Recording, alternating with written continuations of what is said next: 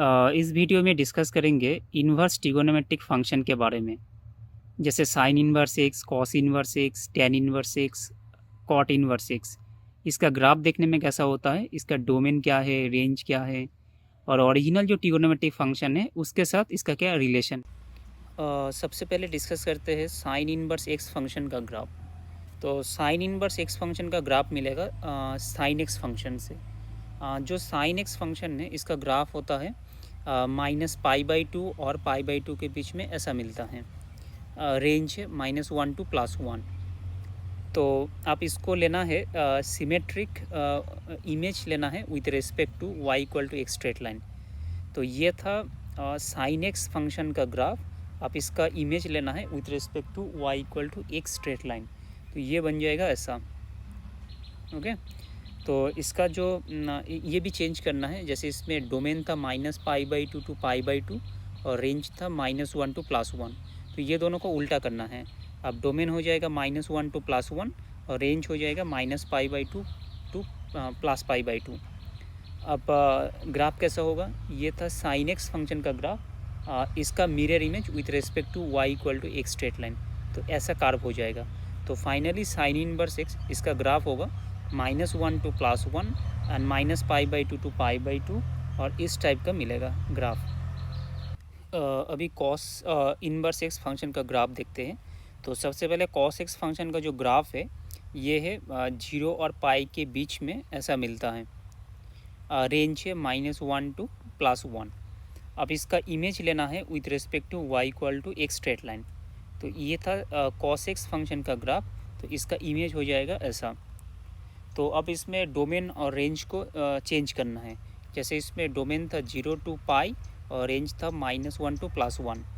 अब हो जाएगा रेंज, इसका जो डोमेन था अब इसका रेंज हो जाएगा 0 to पाई और इसका रेंज था -1 to +1। अब ये बन जाएगा डोमेन। तो ये था कॉस इनवर्स एक्स फंक्शन का ग्राफ।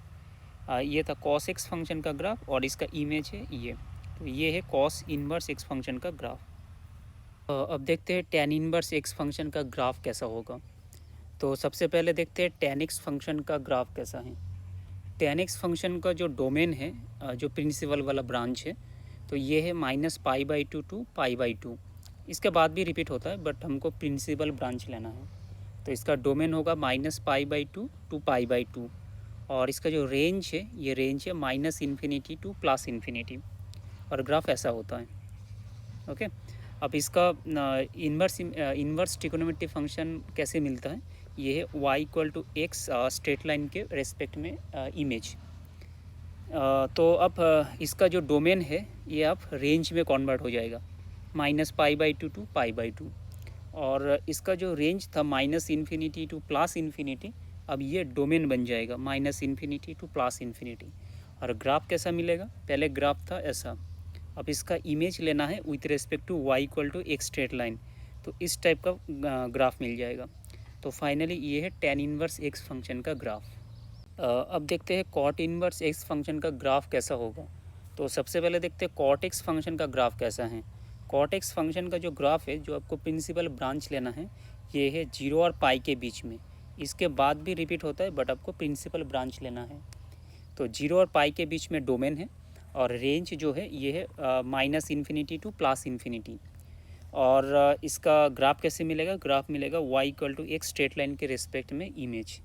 तो पहले इसका डोमेन था 0 to पाई, अब ये डोमेन रेंज में कन्वर्ट हो जाएगा 0 to पाई। इसका रेंज था -∞ to +∞। अब ये बन जाएगा डोमेन। अब ग्राफ कैसे मिलेगा, ग्राफ मिलेगा y = एक स्ट्रेट लाइन के रिस्पेक्ट में इमेज। तो पहले ये था कॉट एक्स फंक्शन का ग्राफ और इसका इमेज है ऐसा। तो ये है कॉट इनवर्स एक्स फंक्शन का ग्राफ।